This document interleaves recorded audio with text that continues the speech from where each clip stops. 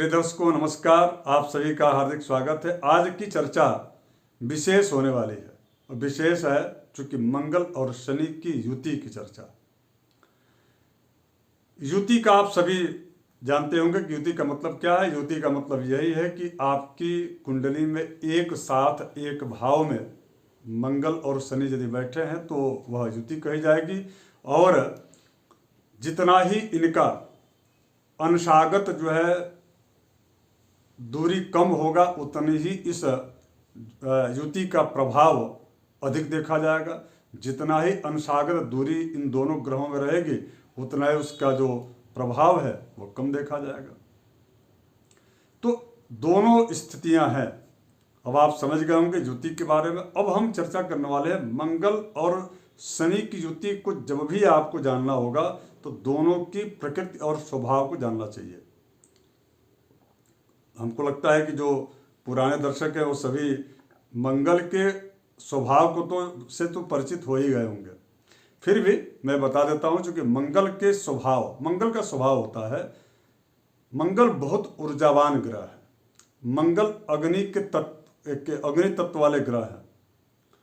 मंगल जो है वह सदैव साहस और धैर्य के साथ कार्य करते हैं। जब भी वो कोई बात कहेंगे या बोलेंगे तो उसमें उनका थोड़ा सा अहंकार भी दिखता है और बात में बड़ी दमदारी होती है। मतलब ऐसे लोगों के निकट जो लोग होते हैं वो भी ऊर्जावान हो जाते हैं। यानी कि जब भी वो बात करेंगे तो वह उत्साह, ऊर्जा, धैर्य और साहस की बात करेंगे। वहीं से शुरू होता है। और जिसके पास साहस, धैर्य, ऊर्जा और वीरता रहेगी तो अहंकार तो थोड़ा बहुत रहेगा ही, लेकिन थोड़ा बहुत अहंकार रहेगा। क्योंकि मंगल के पास इतना अहंकार या अहंकार के प्रदर्शन का समय नहीं होता, इसलिए कि वह लक्ष्यगामी होता है। लक्ष्यगामी का अर्थ यह होता है कि वह अपने टारगेट को फिक्स करके उस दिशा में सदैव गतिशील रहता है, यानी कि वह चलते रहता है। इसलिए उसको अपने अहंकार और अपने ऐश्वर्य का प्रदर्शन करने का समय ही नहीं मिलता। ऐसे लोग बड़े कर्मठी होते हैं। वहीं दूसरी ओर शनि की बात करूं तो शनि भी यहाँ पर शनि का जो गुण है और मंगल का लगभग एक जो है गुण मिलता जुलता है। शनि का गुण है श्रम करना। शनि कभी भी परिश्रम को यानी कि कर्म को आगे रखते हैं और मंगल भी कर्म को आगे रखते हैं। निरंतर कार्य करने की प्रवृत्ति और शैली ही जो है वह शनि की है और वही शैली मंगल की है। किंतु यहाँ एक अंतर है कि जो मंगल है वह टारगेट फिक्स करके एक जो है वो सीमा तैयार करते हैं कि मेरे को इतना कार्य करना है, इतने समय तक या इतने दिनों तक, या यह लक्ष्य की प्राप्ति जब तक नहीं हो जाती तब तक मुझे कार्य करना है।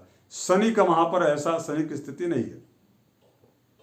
शनि की टाइमिंग फिक्स होती है कि मुझे कितना काम करना है और कब तक करना है। इनका कार्य पूरा हो जाएगा तब तक करना है, ये शनि का नहीं होता स्वभाव।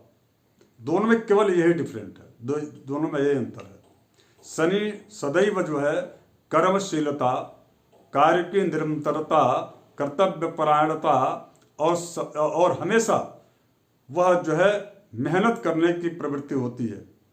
लेकिन मंगल जो है, और वो जो मेहनत होता है वो उनका समय फिक्स होता है कि हम इतने से इतने बजे तक करेंगे, आज उसमें चाहे जितना कार्य हो जाए। मंगल में ऐसा नहीं। मंगल तो ये है रात दिन हम करेंगे और तब तक करेंगे जब तक कि मेरा टारगेट जो है पूरा नहीं हो जाता। शनि और मंगल का स्वभाव आप समझ गए होंगे। शनि तुला राशि में उच्च के होते हैं। ये तुला राशि शुक्र की होती है। अर्थात शुक्र का स्वभाव, जैसा कि मैंने कल आपको बताया था, कि वो सदैव अपने अधिकारों के लिए और अपनों को अधिकार दिलाने के लिए वो सतत प्रयासरत रहते हैं। सदैव अपने लिए और अपनों के लिए कार्य करते हैं शुक्र। लेकिन शनि जो है वह जब उनकी राशि में उच्च के होते हैं तो वहां पर शनि भी अपने अधिकारियों की लड़ाई अपने पिता सूर्य से लड़े, और यही उनकी वैचारिक मतभेद उनका है। सूर्य के जैसा शनि बनना चाहते हैं, शक्तिशाली, शक्ति और सामर्थ्यवान। शुक्र जो है देवताओं के जैसा या देवगुरु बृहस्पति के जैसा अपने शिष्यों को या अपने जो है समर्थकों, प्रशंसकों को, शुक्र यानी कि जिन जो दैत्य होते हैं उनको उतनी शक्ति देना चाहते हैं और उनको उन शक्तियों को प्रदान करने का उनको अधिकार प्राप्त हो, ऐसा वह सतत प्रयास करते रहते हैं। तो शनि जो है तुला राशि में यदि उच्च के होते हैं, इसका मतलब यह है कि दोनों ही अधिकार प्राप्ति की लड़ाई करते हैं, अधिकार प्राप्ति तक जो है लड़ते रहते हैं। जब तक इनको अधिकार की प्राप्ति नहीं हो जाती तब तक यह जो है सतत कार्य करते रहते हैं। अब इसका सकारात्मक पहलू क्या है?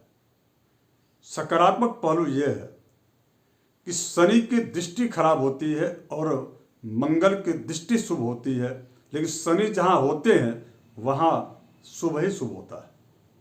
शनि जितना कमजोर होंगे उतना ही आपके लिए शुभ होंगे, मंगल जितना मजबूत होंगे उतना ही आपके लिए शुभ होंगे। अब यदि दोनों एक साथ बैठे हो तो क्या प्रभाव होगा? शनि श्रम के कारक ग्रह है जैसे कि मैंने बताया, और मंगल भी कर्मठी है और बड़े उत्साह और ऊर्जा उनकी सदैव बनी रहती है। ये दोनों ग्रह, मंगल जो है मकर राशि यानी कि शनि की राशि में उच्च के होते हैं, और वह जो है जब मंगल मकर राशि में उच्च के होंगे और शनि जब तुला राशि में उच्च के होंगे तो दोनों की नीच की राशि यानी कि शनि की मंगल की नीच की राशि कौन होगी? कर्क होगी। और तुला मान लीजिए कि दोनों ही अपने अपने उच्च की राशि में बैठे हों, शनि यदि तुला राशि में बैठे होंगे और मंगल यदि अपने उच्च की राशि में बैठे होंगे तो यहाँ पर एक बड़ा अद्भुत योग बनता है और विलक्षण बनता है। यानी कि शनि मंगल की नीच की राशि कर्क पर पूर्ण दृष्टि जो है डालते हैं और वह दशम दृष्टि होती है, और शनि जो है वह लग्न को यानी कि मंगल की राशि पर पूर्ण दृष्टि डालते हैं।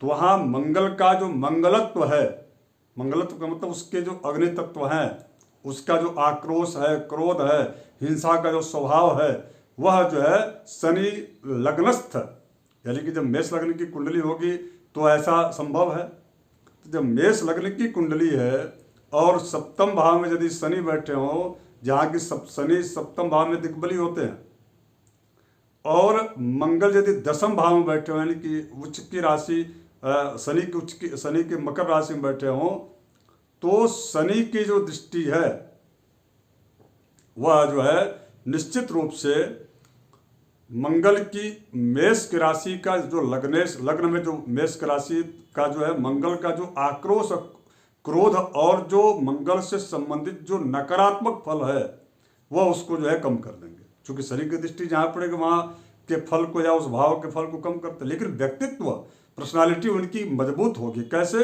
क्योंकि जो है शनि कर्म स्थान में दिग्बल प्राप्त होकर के सप्तम स्थान में दिग्बल प्राप्त होकर के, और ये जो शनि है वह जो है कर्क राशि को पूर्ण दृष्टि से देख रहा है। तो यहां पर जो है दशम भाव से देख रहा है, अर्थात वह उस व्यक्ति के कर्म में यानी कि करियर में 4 चांद लगा करके, जो सामान्य व्यक्ति भी परिश्रम और श्रम यानी कि प्रतियोगी परीक्षाओं में, चूंकि टारगेट फिक्स करना किसका कार्य है? मंगल का कार्य। यहाँ मंगल शुभ हो गए तो व्यक्ति टारगेट फिक्स कर लिया कि हमको जो है IAS और IPS अधिकारी बनना है। शनि क्या किए? ईमानदारी से वह व्यक्ति जो है मेहनत किया। तो वो ऐसे जो लोग होते हैं वो प्रायः यानी कि ऐसी स्थिति में यहाँ पर IAS IPS अधिकारी या किसी भी प्रकार की प्रतियोगी परीक्षाओं में अव्वल ये जो है आते हैं। तो यहाँ पर शनि और मंगल की का दृष्टि संबंध या शनि और मंगल के द्वारा एक योग बना, राजयोग। अब हम बात चूंकि युति की कर रहे थे, शनि और मंगल की युति यदि लग्न में हो तो दृष्टि मंगल की और शनि की तीन तीन दृष्टियां प्राप्त हैं।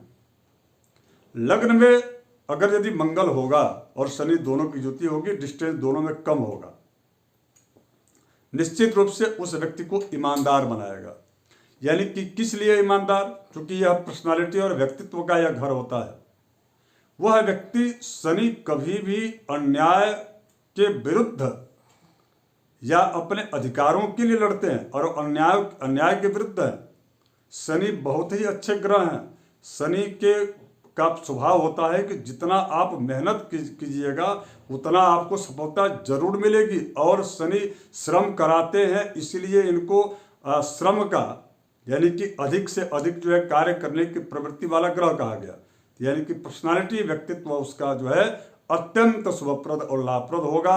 उस यहाँ पर दोनों की युति और उसकी पर्सनालिटी बहुत अच्छी होगी। उसका व्यक्तित्व, कर्म, कार्य, धन, वैभव, यश, सम्मान, प्रतिष्ठा, ये सारी चीजें प्राप्त होंगी। और चूंकि सप्तम भाव को दोनों जो है, सप्तम भाव शनि बैठे हुए हैं तो उनकी दृष्टि जो है सप्तम भाव पर पड़ रही है। हाँ, ये जरूर है कि निश्चित रूप से शनि और मंगल की युति उनके दाम्पत्य जीवन पर प्रभाव डालेंगे। उसके लिए उपाय है, और वह उपाय यदि स्त्री की कुंडली है तो उसके पति की कुंडली में भी शनि और मंगल हो तो ज़्यादा उचित है, या उससे के समान जो और भी जो पापक ग्रह हैं, जैसे राहु हो गए या क्षीण चंद्र हो गए, तो वहाँ पर भी यह जो है सुफल देंगे। एक और कहा गया शास्त्रों में कि यदि जिस स्थान पर मंगल होते हैं, यदि उस स्थान पर शनि रहें या पापक ग्रह उनके सदृश रहें, तो वहाँ पर जो है पापक ग्रह का जो अशुभ प्रभाव कम हो जाता है, समाप्त हो जाता है। तो ये बहुत अच्छा है, यहाँ पर मांगलिक दोष भी नहीं रहेगा। यदि द्वितीय भाव में यह जो है शनि और मंगल यदि बैठते हैं, उत्साह और धैर्य की कमी तो इनमें प्राप्त रहती है, लेकिन इनके पास संपत्ति, प्रॉपर्टी शनि जो है अत्यंत यानी कि प्रचुर मात्रा में देते हैं। तृतीय भाव में चूंकि कारक यहाँ पर शनि है और यहाँ पर जो है कारक मंगल भी हैं, विशिष्ट और अति विशिष्ट कारक शनि है यहाँ। तो शनि मंगल की युति यदि तृतीय भाव में होता है तो निश्चित रूप से उस व्यक्ति के जीवन में जब शनि की जब महादशा आएगी और मंगल का अंतर्दशा, उस समय थोड़ी बहुत आर्थिक हानि ये दे सकते हैं, लेकिन कुल मिलाकर के लगभग जो है ऐसे लोगों का कर्म और भाग्य दोनों का साथ मिलता है और ऐसे लोग बहुत अच्छा उन्नति करते हैं। इनकी विकास प्रगति होती है। बस केवल यही होता है कि ये जब बोलते हैं तो बोलने में इनकी जो है की जो गति है, यानी कि बहुत तेजी से बोलेंगे ऐसे लोग, स्थायित्व तो इनकी बोली में नहीं होता और बोली में थोड़ी कड़वाहट भी होती है।